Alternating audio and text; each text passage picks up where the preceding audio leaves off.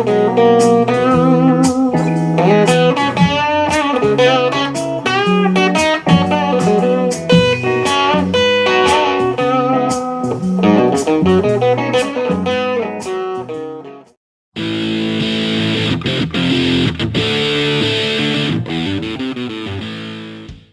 everyone, welcome back to another episode of Guitar Talk with Todd here at Todd BB Music.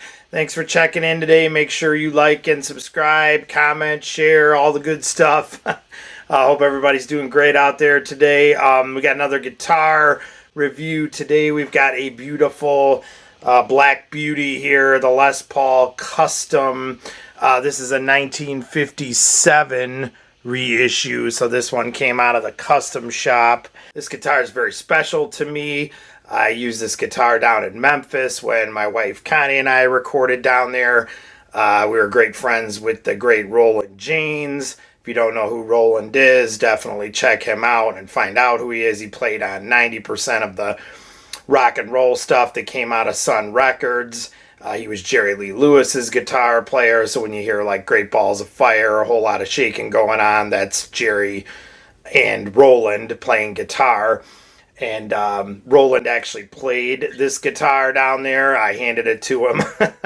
He was kind of known in the later years of his life for not playing too much. I have some pictures of him playing another guitar too.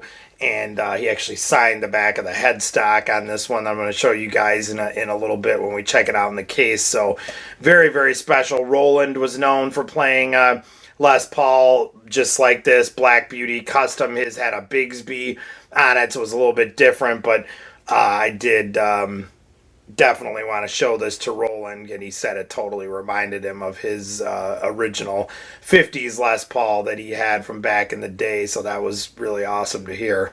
I miss him. Was a great friend, and it was an honor for us to be his friend and to have known him. This is a beautiful, beautiful guitar. Got the gold hardware on here with the humbuckers. Got the ABR1 two-pneumatic bridge, stop bar, just a beautiful instrument. This came out in 1996. Again, it came out of the custom shop. The Gibson Custom Shop has always done phenomenal work. They still do to this day. I don't think I've ever played anything that I didn't like out of the custom shop, but these 90s models are just... the custom shop was really making a name for itself, and the quality is just impeccable. I mean, second to none on these. It's just, this is just a beautiful 57 reissue. Quick history about the Gibson Les Paul Custom. The Les Paul itself came out in 1952. I think it was late 53. Les Paul and Ted McCarty and the team at Gibson decided they wanted to do a more elegant model. Les Paul himself said he wanted the first one to be in black, exactly like this one, so it was a very elegant looking guitar. He also said he wanted it to look like a tuxedo, very elegant and formal, and also so that you could see the player's hands moving was why he liked black as well. I talked to Les several times about this. I go into this in other videos as well. Great guy. But he wanted these to be very formal, so of course it's got the gold hardware on there. We're going to get some close-ups of that in a while. And then, of course, you have the split diamond headstock on there. Believe it was like the Super 400s and guitars that were already out from Gibson at that time, and that's how they got the idea for that split diamond headstock inlay, which is just beautiful. That's come to be known, as very iconic. And the Les Paul Custom, as of now, all of them are made in the custom shop, but of course back in the day when there was no custom shop and everything was just coming out of the factory there in Kalamazoo, Michigan, the Les Paul Custom was the daddy of, that was the top of the line. That was the top dog. You couldn't really get any better than that. And I still love them. They still make these guitars, the customs, of course, and everything's just fantastic about them. They got, the binding on the front and the back, carved maple top, mahogany body. The inlays on these aren't trapezoids. They're just, solid squares, mother of pearl. Just a beautiful, beautiful instrument here. Let's check it out. Let's kind of see how this sounds a little bit. I'm going to do some, as far as the clean stuff goes here, jazz chords.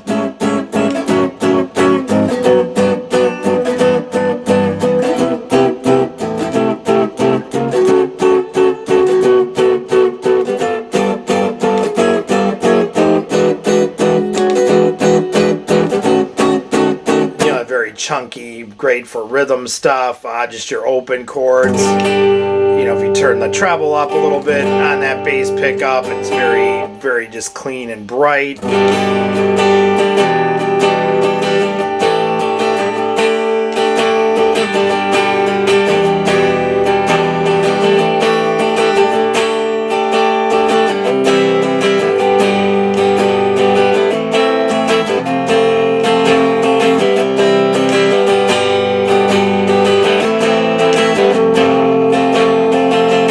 So I'm going to do a demo here. I'm going to do like kind of a cleaner tone with kind of a more jazzier background going on here, and then I'm also going to let it rip so you can hear it full on. And that's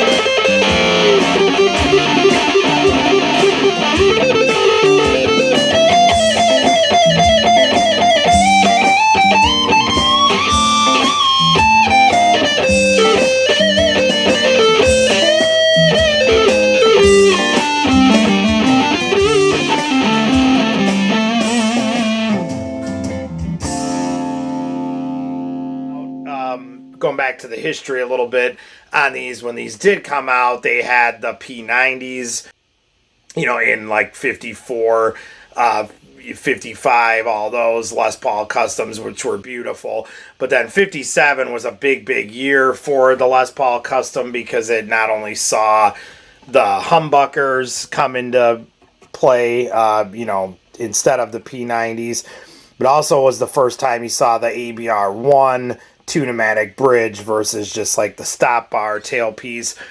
Check out my other videos. We've done a 54 reissue and you know, some other things that just have the stop bar, and it's, you know, a great example of how those were. But obviously when the two-pneumatic came out, the intonation on these you can get really great because each one's got its individual saddle. We'll get some close-ups of that when it's in the case, like we always do. But I have gone on record, and I still will, as saying that my favorite out of the entire Les Paul line that there ever was is the 54. Like I said, we did a 54 gold top. I'll put the link down here below in this video so you can see that one too. Those are my absolute favorite. I just, yes, you can intonate better with the two-pneumatic. There's no doubt about it, and it's definitely a great thing. It's what an invention. It completely pioneered the guitar world when they came out with that. But that being said, I just, give me that straight stop bar, put some strings on, and let's go. I love it. I'm just a big fan of the 54s. Treble pickup obviously is a little bit brighter. You can really dig in for your rock stuff.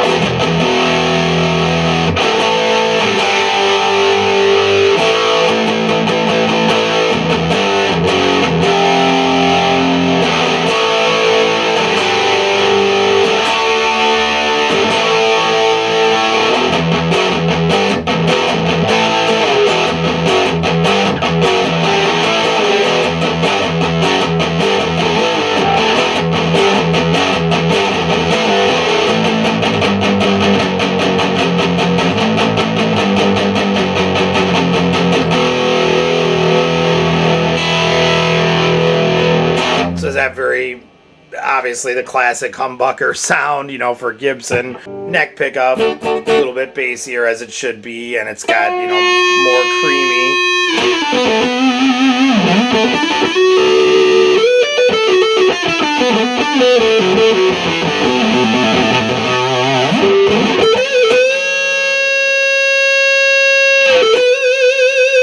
I mean, great sustain on this thing.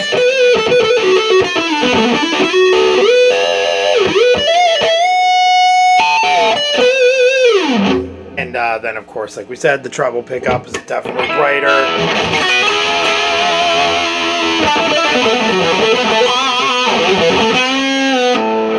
even for, you know, jazzier like lead tones.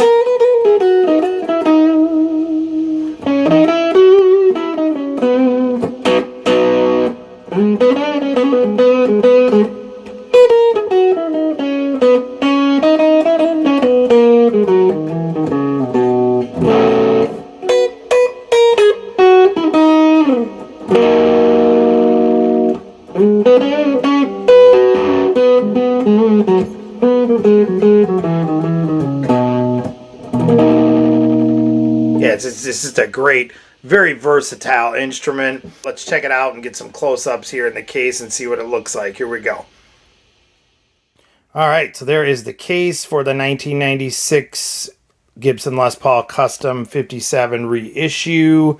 Period correct. At this time, everything, even out of the custom shop, was just a lot of times coming in a USA case. Some of it wasn't. We have another custom coming in soon that's actually a 93 that's in a custom shop case, but you did see a lot of these just in the USA cases at that time, so definitely is period correct.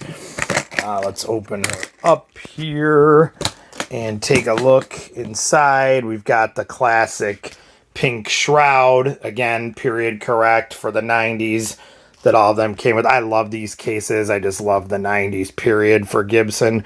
And then, of course, it pulls back, and you've got the classic pink interior as well, the pink fur, as it's kind of known for, or known as, in there. So let's get some close-ups on this thing.